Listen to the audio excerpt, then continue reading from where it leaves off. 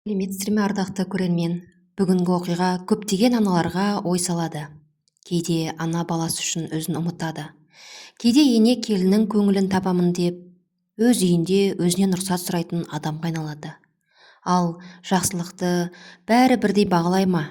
Оқиғаны соңына дейін көріңіз. Сәуле апа 65-ке келген. Бір ұлы, бір қызы бар. Күйеуі 10 жыл бұрын дүниеден өткен соң, жалғыз ұлы Нұрлан, қызы Гүлмира. Жолдасы өмірден өткеннен кейін Нұрлан: "Анашым, жалғыз қалмайсыз, енді бізбен бірге тұрасыз" деп анасын өз қалына алған. Сәуле апаның қуанышта шек болмады. Қартайғанда баламның қасында, немерелерім ортасында жүремін деп армандаған. Бірақ ол үйге келгеннен кейін бәрі оның ойлағанындай болмады. Сәуле апа қуанып еді. Кәрілігімде балаларымның ортасында жүремін деп ойлаған. Алғашқы күндері бәрі жақсы болды. Келіні Айжан: "Апа, демалыңыз" деп сөйлейтін. Бірақ уақыт өтсе бәрі өзгерді. Таңғы сағат 6, үйдегілер әлі ұйықтап жатыр. Ал Сәуле апа баяғыда ерте тұрады. Алдымен шай қояды, нан турайды, балалардың таңғы асын дайындайды, киімдерін үтіктейді, мектепке сөмкелерін жинайды, ас үйді жинайды, еденді сүртеді, кір жуғыш машинаны қосады. Тіпті келіннің жұмысқа киетін көйлегін де үтіктеп қояды. Бір кезде Айжан ұйқысынан тұрып: "Апа, шай дайын ба?" деді. "Иә қызым, дайын." "Жақсы екен, мен кешігіп барам." "Рахмет" деген бір ауыз сөз жоқ. Сәуле апа үндемеді, "Жас қой" деп қоя салды. Кешке Нұрлан жұмыстан келді. Үй тап-таза, тамақ дайын, балалары сабағын оқып отыр. Нұрлан: "Айжан, бүгін бәріне үлгеріпсің ғой?" Айжан күліп: "Иә, күні бойы босамадым." Сәуле апа үнсіз ғана ыдыс жуып тұрды. Ешкім "Мұның бәрін анам жасады" демеді. Бірақ Сәуле апа оған ренжіген жоқ. Бір күні қызы Гүлмира күтпеген жерден келіп қалды. Есіктен кірген бойы анасын көрді. Беліне алжапқыш байлап алып, дәретхананы жуып жүр екен. Қызы аң-таң болды. "Мама, не істеп жүрсіз?" "Ештеңе қызым, үйдің тірлігі ғой." Сол сәтте Айжан телефонына қарап диванда отыр еді. Гүлмира анасына қарап қалды. Жүрегі ауырып кетті. Гүлмира бір сәтке қатып қалды. Анасының қолындағы ескі шүпірекке қарады. Жуған қолдары ағарып, әжімдері тереңдеп кеткен. Белін ұстап әрең қозғалып тұр. Ал дәл қасында келіні Айжан диванда телефон қарап отыр. Тіпті басын көтермеді. Гүлмира өзін әрең ұстады. "Мама, бері отырыңызшы" деді. "Қазір қызым, мына жерді жуып алайын." "Жоқ, әкеліңіз." Гүлмира анасының қолынан шүпіректі жұлып алды. "Сіз неге жуып жүрсіз?" Сәуле апа жымиып: "Қызым, ештеңе емес, үйдің тірлігі ғой." "Әлде бәрін сіз істейсіз бе?" Айжан орнынан тұрмай: "Мама өзі бос отырмайды, істеймін дейді." Гүлмира оған жалт қарады. "Істеймін дейді? Істеймін деді екен деп бәрін істей беру керек па?" Айжан үндемеді. Түскі ас кезінде дастархан басында бәрі жиналды. Нұрлан да жұмыстан ертерек келген. Гүлмира бауырына қарап: "Нұрлан, мама күнде осылай жұмыс істей ме?" Нұрлан таңырқап: "Қалай? Таңғы астан бастап кешке дейін үйдің бүкіл тірлігін өзі атқара ма?" "Қойшы әпке, анамның өзі тыныш отыра алмайды." "Сен оған сенесің бе?" Нұрлан үндемей қалды. Тамақтан кейін Сәуле апа тағы да ыдыс жинай бастады. Гүлмира бірден орнынан тұрды. "Мама, қойыңыз." "Қызым, жоқ." Осы кезде Айжан: "Қоя беріңізші, өзі үйреніп қалған ғой" деді. Осы сөз Гүлмираның ашуына тиді. "Үйреніп қалған несі? Бұл кісі сенің қызметшің емес?" Үй іші тып-тыныш болып кетті. Айжан да алғаш рет қысылып қалды. Кешке Гүлмира анасының бөлмесіне ертіп кірді. "Мама, шыныңызды айтыңызшы, сіз бақыттысыз ба?" Сәуле апа үнсіз қалды. Көзіне жас толды. Біраздан кейін ғана: "Баламның шаңырағына шайқалмас екен деп үндемеймін қызым. Менің кесірімнен ұрыс болып кетпесін деймін." Гүлмира анасының қолынан қысып: "Сіз өмір бойы біз үшін өмір сүрдіңіз. Енді өзіңіз үшін өмір сүретін уақыт келді." Сәуле апаның көзінен жас парлап кетті. Бірақ дәл сол сәтте есік сыртында тұрған біреу олардың әңгімесінің бәрін естіп тұрған еді. Гүлмира анасына қарап қатты қиналды. "Мама, бұрыннан осылай ма?" Сәуле апа ауыр күрсінді. "Жоқ қызым, бұрын бәрі бұлай емес еді." "Онда қалай басталды?" Сәуле апа терезеге қарап отырып баяу әңгімесін бастады. "Айжан Тұңғышын босанғанда қатты қуандық. Перзентханадан шығатын күні үйдің бәрін жинадым. 5-ке дейін өзім әзірледім. Қонақтарға тамақ жасадым. Келінді төрге отырғызып, қызым 40 күн шыққанша ештеңе алаңдама. Баланы қара, үйдің тірлігін өзім істеймін дедім. Айжан, рахмет апа, мұндай енеңіз барда ештеңеден қорықпайсың екен деп күліп еді. Сәуле апаның көңілі марқайып қалды. Алғашында бәрі орнымен еді.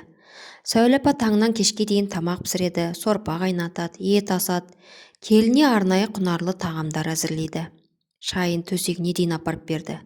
Түнде сәби жыласа, қызым сен демал, баланы маған бере тұр деп өзі тербететін. Айжан да риза болып жүрді. Бірақ 40 күн өтті, 2 ай өтті, 3 ай өтті. Айжан бұрынғы қалпына оралмады. Таңертең кеш тұрады, телефон қолынан түспейді. Мен әлі босанған адаммын, дәрігер ауыр жұмыс істеме деген. Баламен шаршап жүрмін. Осындай сөздерді жиі айтатын болды. Ал баланы көбіне Сәуле апа қарайтын. Бір күні көрші Зейнеп апа келді. Әй Сәуле, баланың баласын өзің бағып жүрсің бе? Сәуле апа күліп, жас қой үйреніп кетеді. Зейнеп апа басын шайқады. Сақ бол, бір күні осының бәрі міндет болып кетпесін. Сәуле апа сенбеді.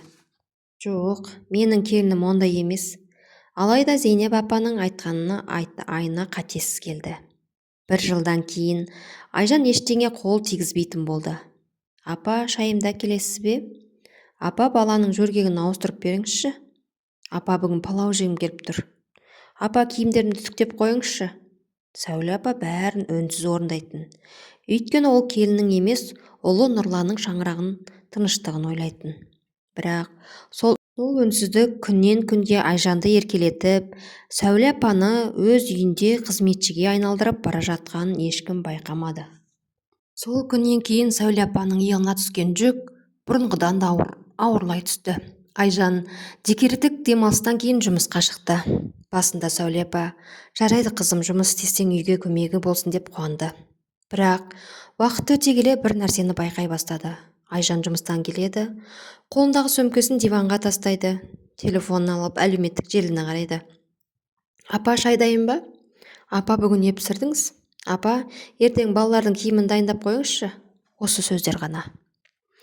Айжан айлық алатын, бірақ үйге бір қап ұн әкелмейтін. Қант та алмайтын, шай да, май да, сабын да таусылып қалса, Сәуле апа өзі зейнетақы сатып алатын. Бір күні тоңазытқышты ашып қараса, сүт те жоқ, жұмыртқа да жоқ, нан да бітті. Сәуле апа дүкенге барып бәрін тағы өзі алып келді. Қолындағы ауыр дорбаларды әрең көтеріп келе жатырып, іштей, әлде қазіргі келіндердің бәрі осындай ма екен, әлде мен ғана үндемей жүрмін бе деп ойлайды. Бір аптадан кейін қызы Гүлмира тағы келеді. Ас үйге кірсе, анасы тағы да қамыр илеп тұр. Мама, тағы да өзіңіз бе? Балалар бауырсақ жегісі келді, қызым. Ал Айжан қайда? Бөлмесінде демалып жатыр. Гүлмира есікті жайлап ашты. Айжан айна алдында отырып бетін әрлеп жатыр екен. Қымбат иіссуын сеуіп, жаңа көйлегін киіп алған. Ал бөлменің іші киім шашылып жатыр. Кереуеттің үстінде бүктелмеген көрпелер, еденде балалардың ойыншықтары, шкафтың есігі ашық. Гүлмира таңырқап қалды. Өз бөлмеңді жинауға да уақыт таппадың ба? Айжан иығын қиқаң еткізді. Кешке жинаймын. Кешке дейін мамам жинай ма? Айжан үндемеді. Гүлмира ас үйге қайта кіріп анасының қолына қамырды алды. Болды мама, енді жетеді. Сіз бұл үйде анасыз, қызметші емессіз. Дауысты естіген Нұрлан да бөлмеден шықты. Не болып жатыр? Гүлмира бауырына тік қарап, сенің әйеліңді тым еркелетіп жүрген жоқсың ба, Нұрлан? Анам таңнан кешке дейін жүгіріп жүр. Ал сендер соны қалыпты нәрсе сияқты көресіңдер. Нұрлан үнсіз төмен қарады. Ал Айжан болса өзіне ешқандай кінә артпай, бәріне ренжіп қарап тұрды. Гүлмира ашуын жасыра алмады. Нұрлан, сен шынымен ештеңені байқамайсың ба? Нұрлан қабағын түйіп, әпке, сонша үлкейтіп жібердің ғой. Анам ауылда жүргенде таңнан кешке дейін тірлік істейтін, жұмысқа үйреніп қалған адам, үйде бос отырғаннан гөрі қимылдаған жақсы көреді. Бұл сөзді естіген Сәуле апаның жүрегі шым ете қалды. Өзінің ұлы, өзін қорғаудың орнына келін сөзін сөйлеп тұр. Гүлмира ашуланып, үйреніп қалған екен деп өмір бойы жұмыс істете беру керек пе? Ол кісі 65-те демалатын жасқа келді. Нұрлан үндемей қалды. Ал Айжан күйеуінің артына тығылып: мен не істедім? Мен де күні бойы жұмыстамын ғой, деді. Гүлмира ас үйіне кіріп, тоңазытқыштың есігін ашты. Іші бос. Бір құты айран, жарты бөлке нан, азғана сары май. Азық-түлік қайда, Нұрлан? Ай сайын бәрін өзім әкелемін ғой, қалай жетпейді? Сәуле апа төмен қарап: балалар өсіп келеді, шығын көп, бірақ шындық басқа еді. Нұрлан айына бір-ақ рет азық-түлік әкелетін. Ал ол бір айға жетпей таусылатын. Айжан дүкенге кірсе де, үйге бір қап ұн, бір бөтелке май, бір қорап шай алып келуді ойламайтын. Біткеннен көрсе де, апа ертең бірден ойларсыз деп кете беретін. Сонда Сәуле апа үнсіз ғана өз зейнетақысынан азық-түлік сатып алатын. Бірақ оны Нұрлан білмейтін. Бір күні Гүлмира анасының дүкеннен шығып келе жатқан жерінен көріп қалады. Екі қолында ауыр дорба, күннің ыстығында әрең келе жатыр. Мама, бұл не? Ештеңе қызым, үйге аздап азық алдым. Ақшаны қайдан алдыңыз? Зейнетақымнан. Гүлмира дорбаның ішіне қарады. ұн, қант, шай, күнделікті қажет заттардың бәрі бір. Көзінен еріксіз жас шықты. Мама, осыларды да сіз аласыз ба? Сәуле апа қызының көңіл қимай: балалар жесін деп алдым ғой, немелерім аш отырмасын. Гүлмира анасын құшақтап үнсіз жылады. Ал дәл сол сәтте олардың әңгімесін сырттан естіп тұрған Айжанның жүзінде еш өкініш байқалмады. Керісінше оның ойында мүлде басқа жоспар пісіп келе жатқан еді. Келесі күні кешке Нұрлан жұмыстан шаршап келді. Ас дайын, үй тап-таза, балалар ойнап жүр. Олар бәрі бұрынғыдай деп ойлайды. Бірақ Гүлмира үндемей отырмады. Нұрлан, саған бір сұрақ қойыншы? Қой. Сен ай сайын үйге азық-түлікке қанша ақша жұмсайсың? Жеткілікті әкелемін ғой, бір айға жетеді. Жетпейді. Қалай жетпейді? Бір апта бұрын мамам зейнетақысынан ұн, қант, май, шай сатып алып жүрді. Нұрлан таңырқап анасына қарады. Рас па, мама? Сәуле апа қысылып қалды. Қойыңдаршы, болмашы нәрсе ғой. Кейде бітіп қалады, мен алып қоямын. Нұрлан бірден Айжанға бұрылды. Айжан, бұл рас па? Айжан еш қысылмастан: иә, кейде бітіп қалады. Онда неге өзің алмайсың? Менің де кредитім бар, балалардың киімі бар, өзімде керек жарақ аламын. Оның үстінде анаңыздың зейнетақысы бар емес пе? Осы сөзді естігенде бөлме іші тып-тыныш болып кетті. Гүлмира орнынан атып тұрды. Не дедің? Анамның зейнетақысы бар болған үшін сол кісі үйде асырау керек пе? Айжан дұрыстап: мен олай деген жоқпын.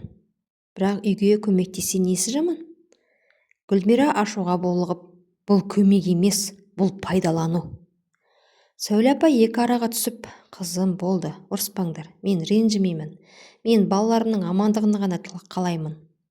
Гүлмира анасына қарап ауыр күрсінді. Мама, сіз үндемеген сайын олар мұны қалыпты жағдай деп қабылдап жүр. Ал Нұрлан болса алғаш рет ойланып қалды. Анам расымен де осының бәрін жалғыз өзі көтеріп жүр ме деген сұрақ оның көкейіне алғаш рет келді. Бірақ бұл ойдың жауабын ол көп ұзамай өз көзімен көретін еді. Күздің жаймашуақ күндерінің бірі еді. Айжан таңертең келіні, бірі ерекше көңілді, шашын сәндеп, жаңа көйлегін киіп, қолына әдемі қорап ұстап шықты. Нұрлан, кешікпейік, бүгін мамамның 60 жас мерейтойы ғой. Екеуі балаларын ертіп Айжанның анасының үйіне кетті. Сәуле апа болса: жақсы, барып келіңдер деп шығарып салды. Өзі үйде қалып кешкі ас әзірлеуге кірісті. Кешке қарай олар қуанып оралды. Айжанның қолында телефон, қонақта түскен суреттерін бәрін көрсетіп жүр.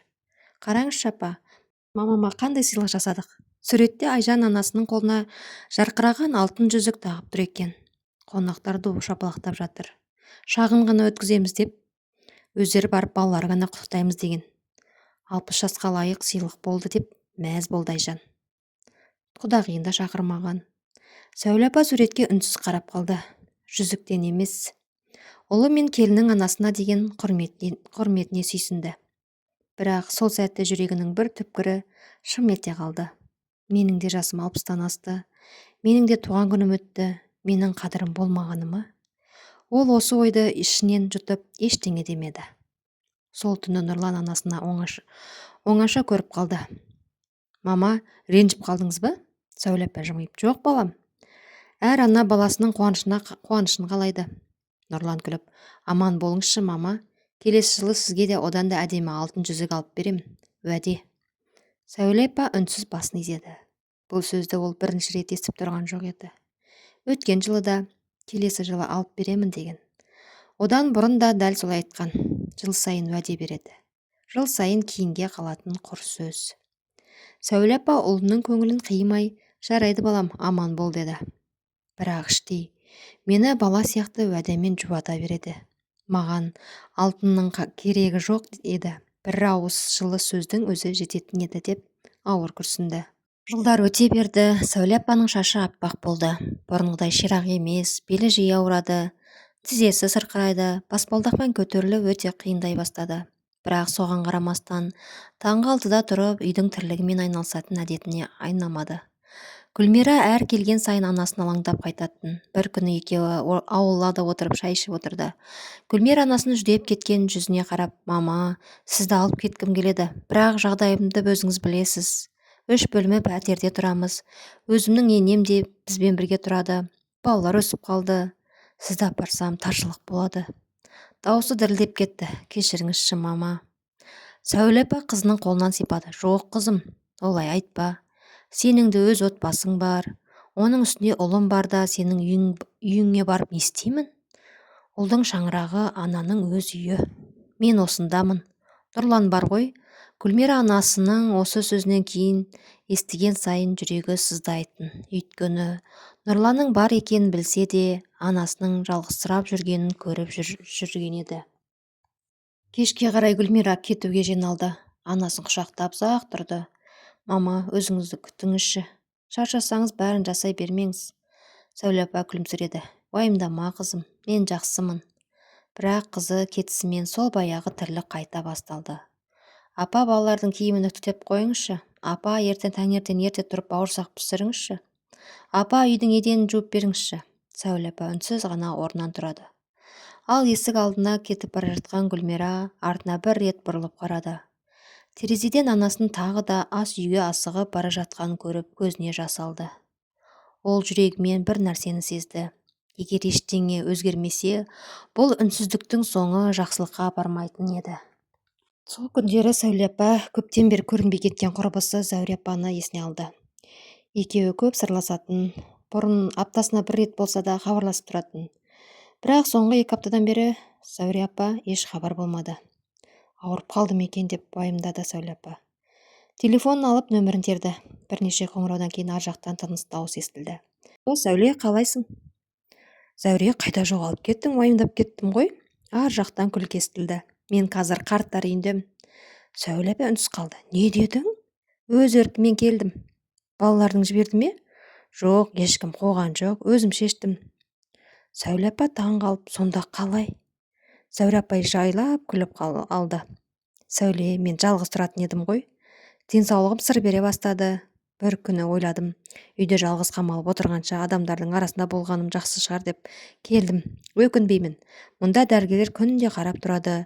Қан қысымымды өлшейді, дәрілерімді уақытында береді. Тамағым дайын, таңертең бәріміз таза ауада серуендейміз. Тіпті спортпен айналысып жүрмін.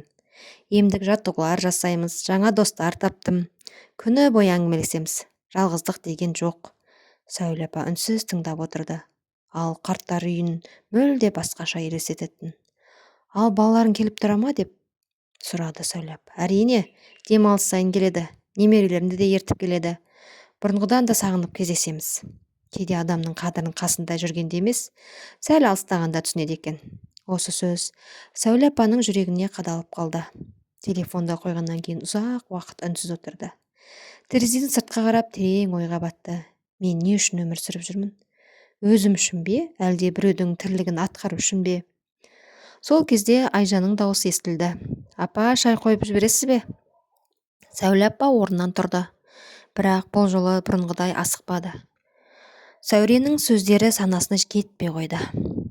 Адам қартайғанда тек тамақ емес, қадірі мен тыныштыққа да мұқтаж екен. Ол алғаш рет өз өмірі туралы шындап ойлана бастады. Зәуре апамен сөйлескеннен кейін Сәуле апа бірнеше күн бойы үнсіз жүрді. Түнде ұйықтай алмады. Өткен өмірін көз алдына өткізді. Мен осы жасқа дейін кім үшін өмір сүрдім? Өзім үшін не істедім? Бұл сұрақтар жанын мазалай берді. Бір күні таңертең үйдегілер жұмысына, балалар мектепке кеткен соң, Сәуле апа шешім қабылдады. Ескі чемоданын шығарды. Бірнеше көйлек, дәрілерін, Құран және жолдасының суретін салып қойды. Үстелдің үстіне қысқа ғана хат қалдырды. Уайымдамаңдар, мен аманмын, біраз уақытқа өзім үшін өмір сүргім келеді. Ол есікті жайлап жауып шықты. Көшеге шығып такси шақырды.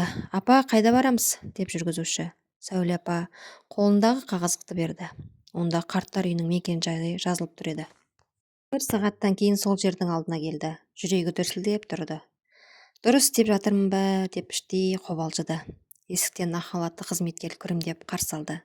Қош келдіңіз, апа. Алаңдамаңыз, алдымен демалып алыңыз. Оның жүктерін көтеріп бөлмесіне дейін апарып салды. Бөлме жарық, таза, әрі жайлы екен.